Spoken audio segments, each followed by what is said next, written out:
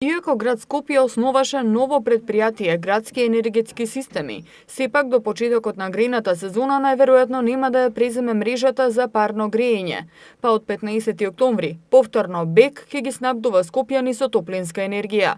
Градоначалникот Петре Шилегов рече дека процесот засега не е завршен, бидејќи мрежата е дивоградба и во тек е постапка за легализација на истата. Кога ќе заврши легализацијата, ќе бараат владата да им ја пренесе сопственоста на мрежата за да може од регулаторна комисија за енергетика да бараат лиценца за работа.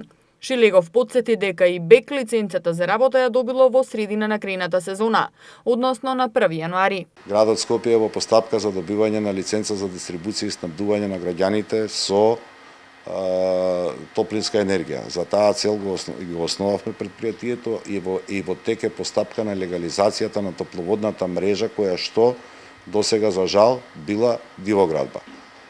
По незината легализација и запишување во собственост на Република Македонија ќе побараме владата на Република Македонија мрежата да ја даде на градот Скопје на користење, со што ќе се стекнеме со услови да можеме да влеземе во постапка за издавање на лиценца за дистрибуција и снабдување со топлинска енергија. Согласно законските прописи, постојниот носител на лиценцата должен е да врши снабдување со топлинска енергија до граѓаните, за да немаме условно кажано криза во снабдувањето. Нивна законска обврска е тоа да го прават.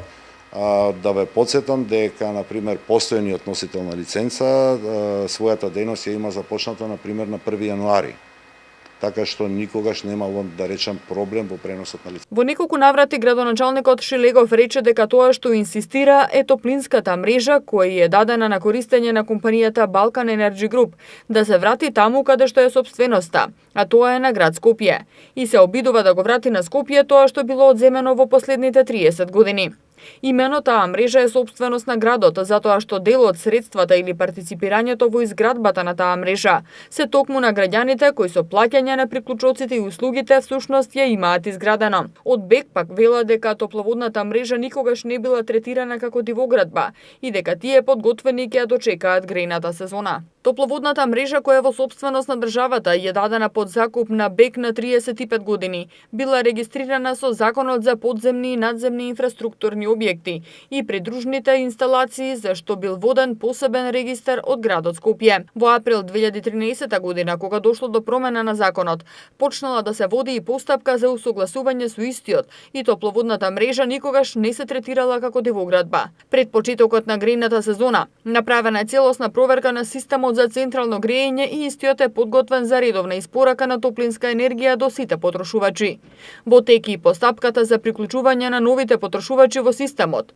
Интересот за приклучување кон системот за централно грејење годинава е за 50% поголем во однос на минатата година, истакнуваат од компанијата. Во Скопје само 23% од површината на градот е покриена со систем за парно грејење, на кој се приклучени 17% од домаќинствата.